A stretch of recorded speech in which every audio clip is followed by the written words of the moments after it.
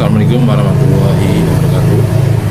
Kali ini saya akan membahas tentang apa itu diversi dan bagaimana prosesnya.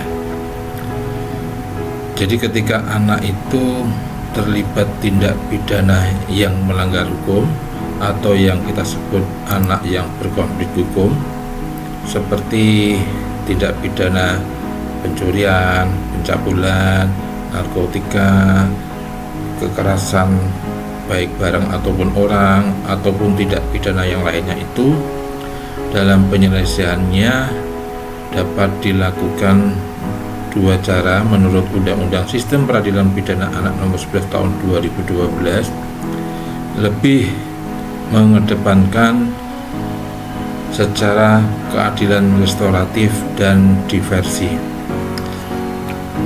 Dua hal tersebut itulah sebagai wujud untuk memberikan dan menjamin perlindungan khusus untuk kepentingan terbaik bagi anak yang berkonflik dengan hukum, dengan harapan untuk mengantisipasi stigma yang tidak baik terhadap anak dengan penyelesaian proses hukum di luar sistem peradilan pidana.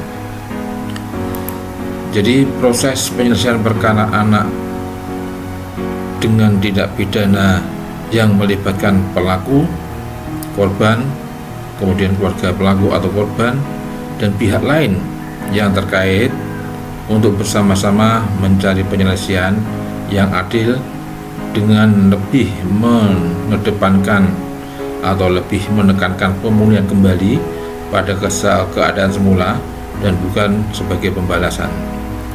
Proses inilah yang dikenal dengan proses keadilan restoratif. Sebagai bagian dari implementasi dari proses penyelesaian tersebut adalah berupa diversi, yaitu penyelesaian pengalihan perkara anak dari proses peradilan pidana ke proses di luar peradilan pidana. Hal ini didasarkan pada pasal 1 ayat 7 Undang-Undang Sistem Peradilan Pidana Anak.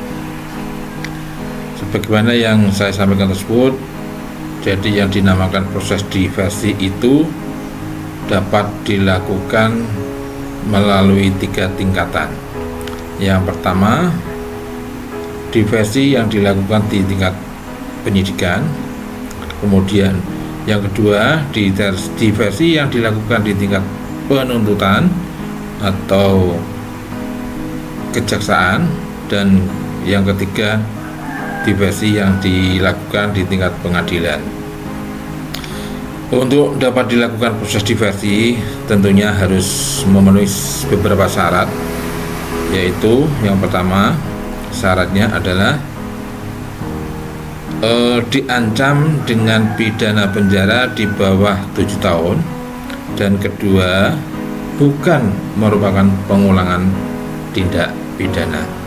Hal ini didasarkan dalam pasal 7 Undang-Undang Sistem Peradilan Pidana Anak, pasal 7 Undang-Undang Nomor 11 Tahun 2012 tentang Sistem Peradilan Pidana Anak. Jadi itulah proses diversi dengan dua syarat tersebut, yaitu diancam dengan pidana penjara di bawah 7 tahun, yang kedua bukan merupakan pengulangan tindak pidana.